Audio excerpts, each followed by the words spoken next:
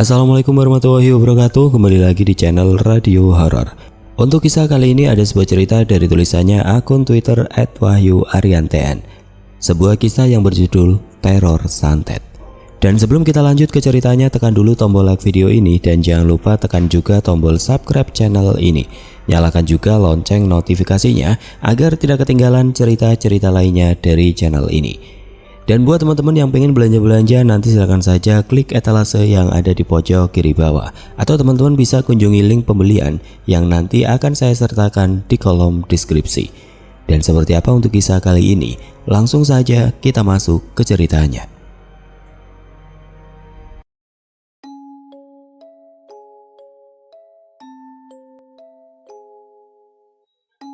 Apa yang dijelaskan di cerita ini semuanya adalah benar dan berdasarkan dari kisah nyata. Untuk mencegah hal-hal yang tidak diinginkan terjadi, semua nama, tokoh, dan lokasi akan saya samarkan. Perkenalkan, namaku Tuti. Aku anak pertama dari dua bersaudara dan adikku bernama Ani. Kala itu dia masih kelas 2 SMP. Dan aku memiliki satu saudara angkat yang bernama Mas Restu. Mas Restu ini tinggal di kota yang terkenal dengan julukan kota pensiunan dan ia berprofesi sebagai abdi negara. Ini adalah pengalaman kisah hidupku bertahun-tahun yang lalu lamanya, kurang lebih di tahun 2012, saat aku sedang menempuh pendidikan diploma kesehatan. Kala itu aku yang sampai di akhir semester 2 mendapatkan kenalan seorang pria yang hingga sekarang menjadi incaran banyak kaum wanita. Ia bernama Dedi. Berusia 2 tahun lebih tua dariku, dan Dedi ini berprofesi sebagai salah seorang abdi negara di negeri ini. Dedi ini sebenarnya berasal tidak jauh dari desa tempatku tinggal, tapi kami baru kali ini saling kenal. Dan Dedi sekarang ditempatkan tugas di luar kota yang cukup jauh dari kota tempat tinggalku kala itu. Kami memakan waktu sedikit lama untuk saling mengenal, sampai akhirnya kami berpacaran saat aku masuk di semester ketiga kuliahku. Karena berprofesi sebagai abdi negara dan bertugas di luar kota, menjadikan kami jarang bertemu. Kami bertemu hanya saat Dedi mendapatkan jatah cutinya. Tiba saatnya Dedi cuti dan kami berdua bertemu. Layaknya sepasang pemuda yang kasmaran karena belum lama pacaran, kami menghabiskan banyak waktu dengan berpergian atau sekedar makan bareng. Di akhir masa cutinya, si Dedi ini main ke rumahku dengan maksud berkenalan dengan keluargaku, terkhusus bapak dan ibuku. Dedi banyak ngobrol dengan bapak tentang banyak hal, salah satunya tentang profesinya sebagai abdi negara. "Bapak, ibu, saya pulang dulu." Dedi pamit pulang dengan bapak dan ibuku. Setelahnya, semua berjalan normal seperti biasanya. Hingga di suatu hari, bapak tanya tentang hubunganku dengan Dedi. Dalam obrolan ini ada dua hal yang membuatku terkejut. Yang pertama, bapak memberitahuku jika bapak sebenarnya kurang setuju dengan hubunganku ini. Dan yang kedua, ternyata bapak sudah mengenal keluarga dari Dedi. Bapak mengenal bapaknya Dedi sejak lama. Bapaknya Dedi sebut saja Pak Yanto. Pak Yanto ini terkenal sebagai penjudi di daerahnya, sehingga membuat bapak kurang setuju dengan hubunganku dengan Dedi karena alasan dari keluarga Dedi yang kurang baik dipandang banyak orang. Aku berusaha meyakinkan bapak kalau itu tidak akan berdampak dan menurun ke Dedi. Aku meyakinkan ke bapak jika Dedi ini memiliki pribadi yang baik sehari-harinya. Hari berganti, aku masih tetap berhubungan baik dengan Dedi walaupun bapak dan keluargaku tidak merestui hubungan kami. Tapi pasca kejadian ini aku ceritakan ke Dedi. Dedi jadi jarang ke rumah. Kalaupun sampai ke rumah, ia hanya mengantarkanku sampai depan rumah dan langsung pulang ke rumahnya. Kami terus berhubungan hingga aku lulus kuliah dan melanjutkan lagi kuliahku ke sarjana, dan usia pacaran kami sekarang masuk di tahun keempat. Saat itu hari Rabu, aku yang masih di kantin kampus dengan satu kawanku sebut saja Ayu. "Tik, kamu masih pacaran sama yang itu?" tanya Ayu. "Masih yuk, Dedi kan?" "Iya," jawab Ayu lagi. "Masih kok, kenapa?" tanya aku karena jarang-jarang Ayu menanyakan tentang hubunganku ini. "Nih," si Ayu memperlihatkan gambar dari status BBM temannya, sebut saja Vina. "Ini aku lihat status BBM temanku namanya Vina. Dia pasang status foto berdua sama Dedi," ujar Ayu yang sangat membuatku terkejut. "Ah, paling mereka temenan yuk." Aku berusaha berpikir positif dan membuang jauh pikiran burukku. Sepulang dari kampus, saat di kos pikiranku gelisah, campur bingung dengan foto yang ditunjukkan Ayu tadi. Apa iya Dedi diam-diam mengkhianatiku, antara percaya dan tidak karena hubungan kami sudah 4 tahun lamanya. Setelah aku pikirkan dalam-dalam, aku memiliki niat untuk mencari tahu siapakah perempuan yang bernama Vina itu melalui sosial media. Karena masih di era 2012-an awal, sosial media yang eksis masih BBM dan Facebook. Mulailah aku mencari Facebook Vina yang aku dapatkan dari Ayu. Ketemulah Facebook yang memiliki wajah sama persis dengan si Vina, dan benar saja ini Vina. Di bio Facebook diterterakan pin BBM-nya. Tidak membutuhkan waktu lama aku invite pin BBM si Vina itu. Beberapa jam aku menunggu, akhirnya Vina menerima permintaan pertemananku di BBM. Terkejutnya aku, entah karena Vina sudah tahu jika aku ini pacar dari Dedi dan tahu kalau yang invite BBM-nya ini adalah aku. Di foto profil BBM Vina terpasang foto berduanya dengan Dedi.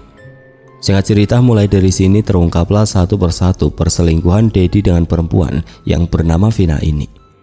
Dan aku mengetahui ternyata usia hubungan mereka sudah 2 bulan lamanya.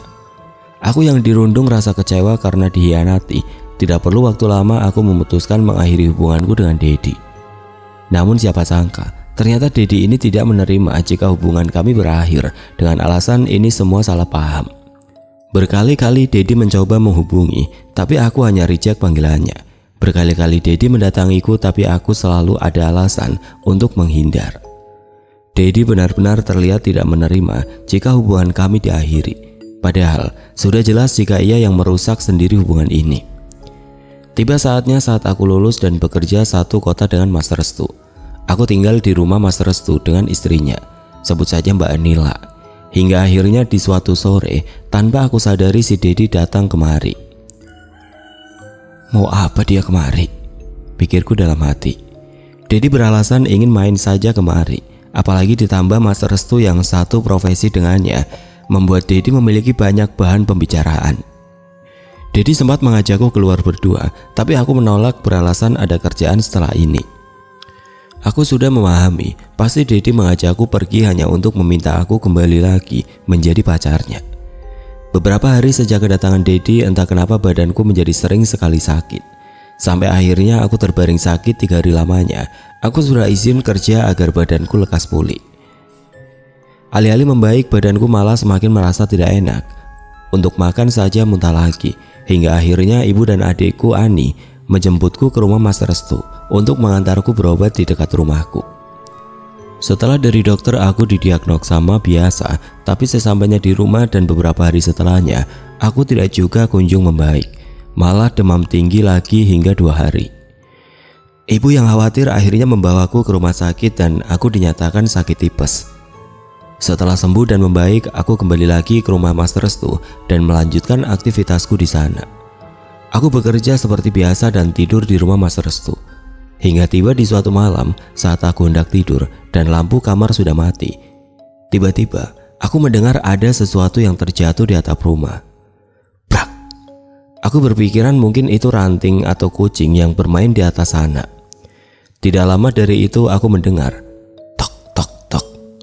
terdengar ada yang mengetuk pintu kamarku secara pelan dan lembut tanpa disertai suara panggilan seperti biasanya Mas Restu atau Mbak Nila saat mengetuk pintu kamarku. Aku lihat jam sudah menunjukkan pukul 23 malam. Siapa? Ucapku dari dalam kamar, tapi aku tidak mendapatkan jawaban. Siapa? Aku tanya sekali lagi, dan sama, tidak ada jawaban dari luar. Ketukan pintu terdengar lagi, terdengar lembut tapi sangat jelas didengarkan. Hingga akhirnya aku memberanikan diri membuka pintu kamarku. Anehnya, aku tidak mendapati siapapun di depan kamarku. Mas, Mbak, panggilku. Barangkali Mas Restu atau Mbak Nila tadi yang mengetuk pintuku. Tapi tidak ada siapapun.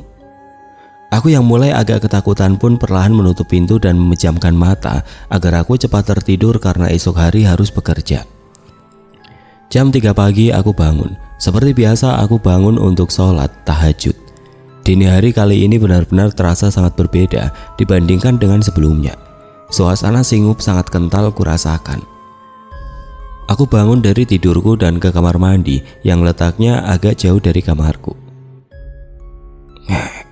Suara pintu kamarku yang nampaknya perlu diberi pelumas. Kulangkahkan kakiku dini hari kala itu ke kamar mandi. Anehnya, aku merasa seperti ada yang mengikutiku dari belakang sejak keluar dari kamar. Tap, tap, tap. Suara lembut langkah kaki yang terdengar di belakangku. Saat aku menoleh ke belakang, tidak ada siapapun di sana. Yang ada hanya ruang rumah yang gelap. Aku mencoba tidak menghiraukan, lalu sedikit berlari agar lekas sampai di kamar mandi. Saat di dalam kamar mandi, tiba-tiba, brak! Aku mendengar suara kursi jatuh dan letaknya di dapur dekat kamar mandi. Mas, refleks aku memanggil Mas Restu, barangkali itu dia. Tapi kembali tidak kudapati sautan dari perkataanku. Sontak nafasku terhenti sejenak, detak jantungku langsung berdetak sangat cepat. Aku yang ingin keluar dari kamar mandi menahan diriku untuk sementara tetap di sini. Aku takut jika saat aku membuka pintu bukan hal yang wajar yang aku temui. 5 menit sudah aku di dalam kamar mandi, akhirnya memberanikan diri membuka pintu kamar mandi perlahan. Saat aku sudah memastikan jika tidak ada apa-apa di luar, aku langsung lari ke dalam kamar. Di kamar aku langsung sholat tahajud dan menunggu azan subuh sebentar lagi. Setelahnya aku kembali tidur sebentar hingga pagi nanti. Jam wekerku berbunyi menandakan sudah jam 6. Baru saja membuka mata aku merasa sangat berat dan sangat pusing di kepala. Gak biasanya aku seperti ini. Rasa-rasanya badanku ini sangat berat ketika dipakai berdiri. Dengan memaksakan aku siap-siap lalu bekerja. Pagi kala itu badanku benar-benar tidak seperti biasanya. Badan yang lemas dan kepala pusing. Aku berangkat sendiri membawa motor kesayanganku yang sudah lama menemani perjuanganku. Sesampainya di tempat kerja, anehnya badanku pulih seperti sedia kala. Badan yang awalnya berat dan kepala yang pusing tiba-tiba menjadi ringan dan tidak ada kurasakan pusing sama sekali. Alhamdulillah, ucap syukurku dalam hati. Pagi itu aku bekerja seperti biasanya tanpa ada halangan dan sore harinya pulang. Assalamualaikum. Salamku saat tiba di rumah jam 5 sore. Waalaikumsalam, jawab Mbak Nila dari dapur. Ternyata Mbak Nila sedang masak untuk nanti malam. Aku yang baru datang duduk sekejap di kursi ruang tamu sambil main HP. Setelahnya aku baru masuk kamar dan langsung mandi dan bersih-bersih. Setelah sholat maghrib, aku yang baru saja berdiri setelah sholat tiba-tiba merasakan pusing lagi di kepala. Rasa pusing yang teramat sangat aku rasakan sama seperti pagi hari tadi. Menyadari ini, aku langsung rebahan untuk mengurangi rasa pusingku ini. Tanpa terasa aku rebahan hingga masuk waktu Isya. Aku memaksa berdiri dan melaksanakan sholat. Setelahnya aku ke ruang makan malam. Ternyata Mbak Nila mengetahui jika aku sedang tidak sehat. Lagi nggak enak badan, Tik? Tanya Mbak Nila. Iya Mbak, pusing banget rasanya. Mbak Nila mengambil sesuatu dari dalam kamarnya. Ternyata Mbak Nila mengambilkanku obat yang ia punya untukku. Nih, nanti diminum setelah makan ya, ucap Mbak Nila sembari memberikan obatnya. Setelah makan aku langsung tidur berharap agar pusing ini cepat hilang. Lagi-lagi jam 11 malam aku bangun karena ada suara benturan keras dari pintu kamarku. Brak! Seperti ada orang yang didorong tiba-tiba ke pintu kamarku sehingga menimbulkan suara benturan yang sangat keras. Ternyata tidak berhenti di sini. 10 menit setelahnya, suara itu muncul lagi 2 kali. Aku yang mulai ketakutan ditambah badanku yang meriang, mulai zikir dan berdoa sebisaku. Selimut yang kupakai pun aku pakai hingga menutup semua bagian badanku. Aku yang terus berusaha merem agar tidak tidur lagi, tiba-tiba mendengar suara langkah kaki dari arah pintu. Tidak cukup sampai di sini. Setelahnya gantian, aku mendengar suara cakaran di tembok kamarku. Krak, krak, krak. Astagfirullah. Aku terus berdoa sebisaku berharap ini cepat hilang. Hingga beberapa menit kemudian gangguan ini hilang, lalu aku kembali berusaha tidur masih saja susah. Hingga tidak terasa aku tidur dan bangun jam 5 subuh, saking gak enaknya badanku. Paginya dengan badan yang masih lemas aku memaksa berangkat kerja, karena tidak mungkin aku izin kerja lagi. Tidak lama setelah sampai di tempat kerja, lagi-lagi badanku pulih lagi seperti sedia kala. Lagi-lagi ini terjadi, sorenya aku sedikit lembur hingga membuat aku tiba di rumah jam 8 malam. Saat sampai rumah dan mau masuk ke kamar, Tepat dari depan pintu aku melihat ada seorang perempuan tua berambut putih panjang duduk di atas ranjang dan membelakangiku. Astagfirullah, ucapku sambil berjalan menjauh dari kamar dan duduk di kursi ruang tamu. 30 menit setelahnya aku memberanikan diri lagi ke kamar. Aku gak mungkin cerita ini ke Mas Restu dan Mbak Nila, karena sejak lama sampai aku tinggal di sini, Mas Restu dan Mbak Nila tidak pernah percaya dengan hal-hal beginian. Malamnya lagi-lagi aku merasa pusing dan meriang di badanku. Aku tidur hingga aku kembali bangun di tengah malam. Aku yang tidur terlentang dan membuka mata merasakan badanku sama sekali tidak bisa bergerak. Kata orang-orang disebutnya ketindihan. Badanku seperti dikunci dengan terlentang. Ingin aku teriak minta tolong tapi mulut untuk sekedar dibuka saja tidak bisa. Di antara gelap dengan aku yang masih ketindihan, di ujung mata di depanku aku kembali melihat perempuan yang kulihat sepulang kerja tadi. Kali ini sosok perempuan itu terlihat dan menatapku dengan mata yang sangat tajam. Seakan-akan perempuan ini menyimpan dendam kepadaku. Aku yang melihatnya dengan memakai pakaian putih lusuh dengan wajah rusak dan rambut putihnya membuatku ketakutan luar biasa. Aku berusaha berteriak. Aku berusaha merem agar tidak melihatnya. Berkali-kali aku membuka mata dan masih melihat perempuan itu ada di ujung ranjang di depanku. Hingga tanpa aku menyadari saat aku merem dan membuka mata lagi, perempuan ini hilang dan badanku sudah bisa lagi digerakkan. Senormalnya badanku, aku bangun dan sholat tahajud, berharap gangguan-gangguan ini tidak lagi mendatangiku. Beberapa hari setelah ini aku demam tinggi hingga berhari-hari lamanya, sampai membuatku tidak bisa kemana-mana termasuk bekerja. Ibu yang mengetahui keadaanku kembali menjemputku pulang dan mengantarku berobat. Saat berobat aku hanya didiagnosa meriang biasa, tapi saat di rumah demamku tidak kunjung turun. Melihat keadaanku yang tidak juga membaik, ibu dan bapak membawaku ke salah seorang kiai kenalannya, berharap aku diobati secara alternatif di sana. Dari sana kami baru mengetahui jika penyakitku ini adalah penyakit kiriman dari orang lain. Saat ditanya siapa, kiai ini belum mengetahui keberadaannya.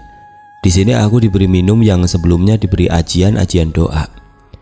2 hari setelahnya badanku belum juga membaik. Demamku masih tinggi. Bapak dan ibu semakin khawatir melihat keadaanku.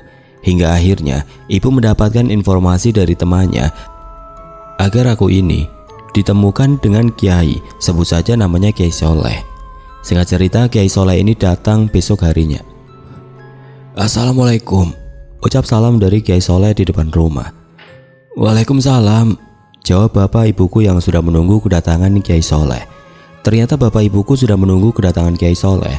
Kiai Soleh datang bersama dengan 5 rekan lainnya, Pak Rahmat, Pak Wawan, Pak Harto dan Pak Dayat dan Pak Adi. Beliau semua datang karena sebelumnya telah dijelaskan kronologi lengkapnya dari ibu. Beralih ke sudut pandang ibu. Nah, ayo turun, Kiai Soleh sudah datang.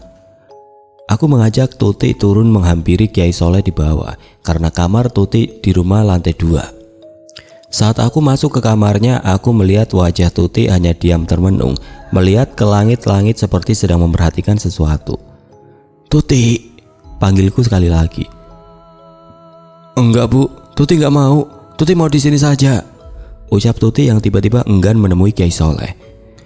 Aku dan suamiku sudah menyiapkan kamar bawah untuk nanti Tuti diobati di sana. Sempat alot, akhirnya Tuti nurut dan turun menemui Kiai Soleh dan lainnya. Saat di bawah, aku langsung membawa Tuti ke dalam kamar di bawah dan duduk di atas ranjang.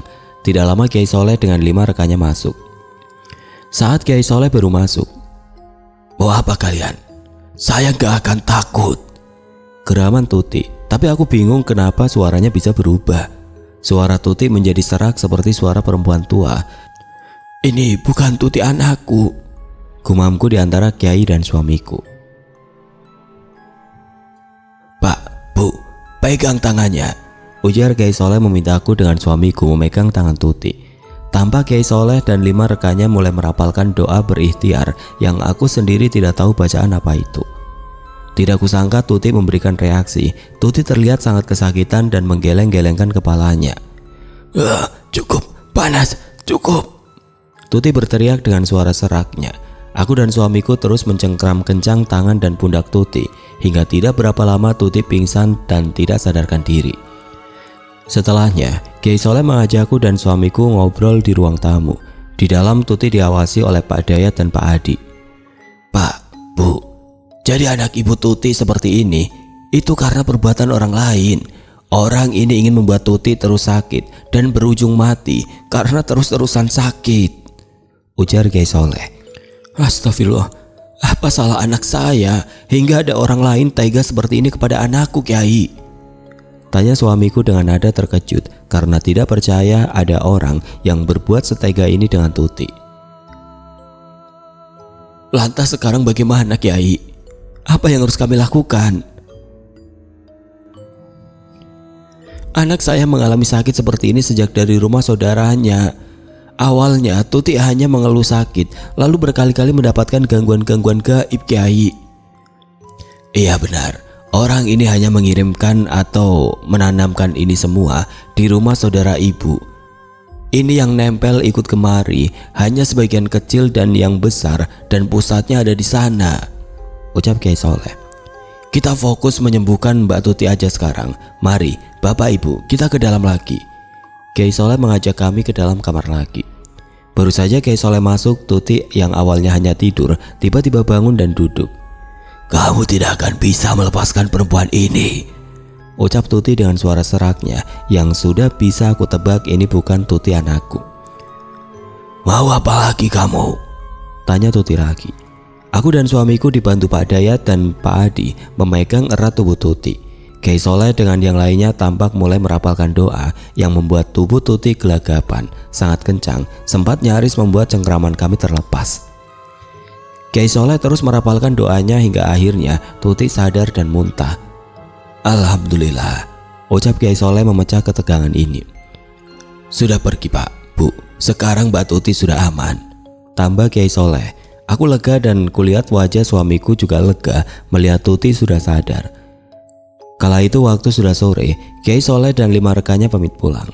Sebelum pulang, Kiai Soleh memberi kami air putih yang nantinya harus diminum Tuti sebelum dan sesudah tidur, dan memberi kami pesan agar setelah ini semua hal atau barang pemberian orang yang pernah suka dengan Tuti dibuang saja dari rumah ini. Sepulangnya Kiai Soleh, aku dibantu suamiku tanya pada Tuti, "Nak, kamu ada masalah sama siapa belakangan ini? Sama laki-laki?" "Tidak ada Bu, Tuti tidak ada masalah apa-apa." "Coba ingat-ingat lagi nak," tanya suamiku lagi. Tuti tampak berpikir beberapa saat. "Ini Pak, Bu, Tuti sempat ada masalah, tapi Tuti nggak tahu ada hubungannya dengan kejadian ini atau tidak. Waktu aku putus sama Dedi, kami putus karena Dedi ketahuan selingkuh. Waktu aku minta mengakhiri hubungan kami, si Dedi ini terus-terusan menolak dan meminta tetap lanjut, tapi aku tetap tidak mau, sampai akhirnya Dedi menghilang," ujar Tuti menjelaskan. Suamiku tampak geram mendengarkan penjelasan Tuti. "Sudah Pak, fokus saja sama kesembuhan Tuti," ucapku mendinginkan suasana suamiku. "Mulai sekarang, semua barang pemberiannya dibuang saja, jangan sampai ada yang tersisa di rumah ini," ucap Bapak. Kembali ke sudut pandang Tuti. Besoknya aku, Bapak dan Ibu mencari semua barang pemberian Dedi untuk dijadikan satu dan kemudian dibuang. Walaupun belum terbukti adanya jika Dedi yang mengirimkan bala ini, tapi aku sekarang lebih memilih antisipasi. Siapa tahu benar si Dedi yang mengirimkan semua ini. Setelah semuanya terkumpul, Bapak keluar membuang barang itu semua yang aku dan Ibu tidak tahu kemana dibuangnya. 3 hari sudah aku di rumah, besoknya aku mesti kembali lagi ke rumah Mas Restu dan bekerja lagi. Tapi malamnya Bapak mencegahku kembali ke sana. "Biar Bapak yang mengizinkan di kerjaanmu, kamu di rumah dulu saja 1 atau 2 hari lagi, dan nanti kamu pindah ke kos saja, jangan di rumah Mas Restu lagi." Aku yang sempat kebingungan kenapa aku diminta pindah dari Mas Restu, akhirnya tanya pada Bapak sebenarnya apa yang terjadi. Bapak akhirnya menjelaskan sesuai dengan apa yang diceritakan Kiai Soleh. Aku yang khawatir hanya bisa mengiyakan ucapan Bapak. Bapak tampak menelpon Mas Restu meminta izin agar aku setelah ini pindah ke kos sendiri. Singkat cerita, bertepatan dengan adikku Ani yang libur sekolah, sementara aku ditemani adikku di kos baruku. Memang Setelah diobati oleh Kiai Soleh, badanku sudah pulih dan tidak pernah kambuh lagi. Tapi siapa sangka di suatu hari perempuan tua itu datang lagi. Aku yang tengah bangun hendak sholat tahajud tiba-tiba melihat perempuan tua itu berdiri memperhatikanku dari balik pintu.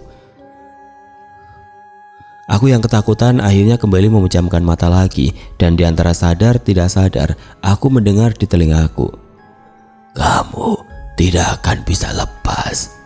Suara ini terdengar lembut dan cepat di telingaku. Aku terus berusaha merem menghadap ke Ani yang waktu itu di sebelahku. Tidak terasa aku tidur hingga subuh. Ani membangunkanku. Paginya aku kerja dan Ani tetap tinggal di kosku. Sejak kedatangan perempuan tua itu lagi semalam, badanku kembali lagi meriang dan merasakan banyak keanehan. Pusing, demam, disertai muntah beberapa kali, dan ini sudah berlangsung 2 hari. Tanpa sadar si Ani ini mengabarkan lagi ke bapak ibu. Besoknya kebetulan bertepatan dengan hari liburku 2 hari. Bapak ibu menjemputku dan Ani untuk pulang dan mengajak kami berobat. Kali ini bapak ibu tidak mengajakku ke Kiai Soleh. Bapak menyarankan kami datang ke Pak Taufik. Pak Taufik ini adalah seorang yang terkenal dengan pengobatan alternatifnya dengan cara terapi atau urut. Sesampainya di rumah, aku langsung dibawa ke kediaman Pak Taufik yang hanya berjarak beberapa desa dari rumahku. Awalnya aku dibantu bapak dan ibu menceritakan keluhanku sedari awal hingga sekarang. Aku melakukan terapi ini setiap minggu hingga 3 bulan lamanya.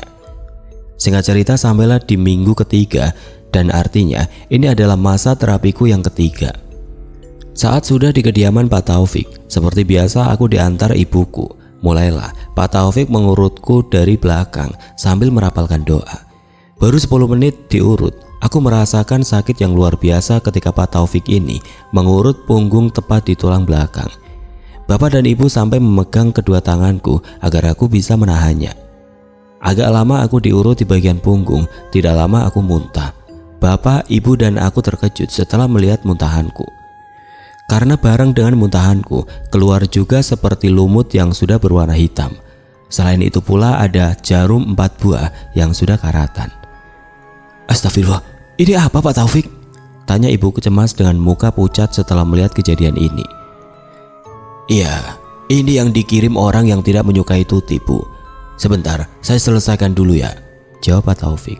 Hampir 10 menit Pak Taufik kembali mengurutku. Aku hanya merasa sakit di punggung dan sangat merasa mual di perutku.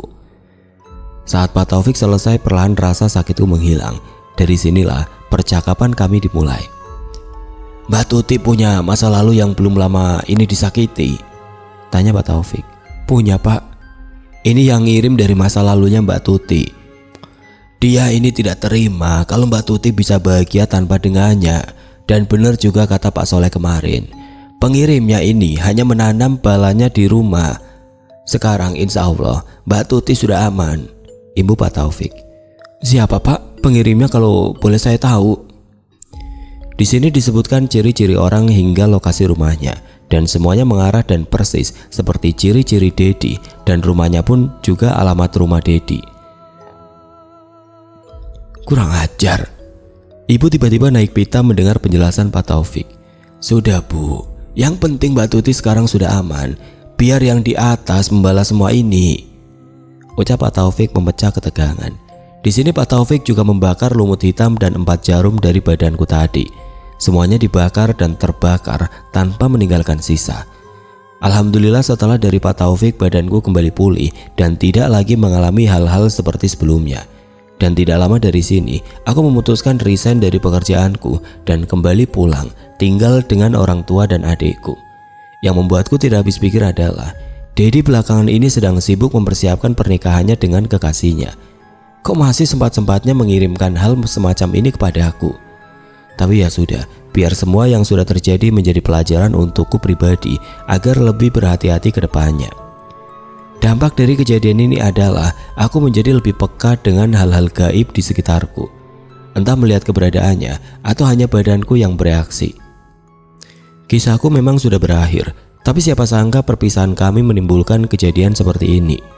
Di sini narasumber juga memberikan pesan, ketika jatuh hati dengan seseorang, letakkanlah akal di atas perasaanmu. Agar semua yang dilakukan tetap wajar dan waras.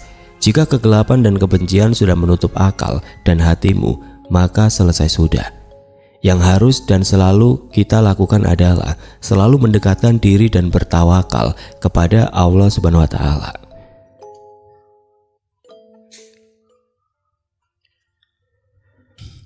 Oke teman-teman, sekian untuk kisah kali ini. Semoga apa yang sudah saya bagikan dalam kisah ini dapat dijadikan pembelajaran untuk kita semua.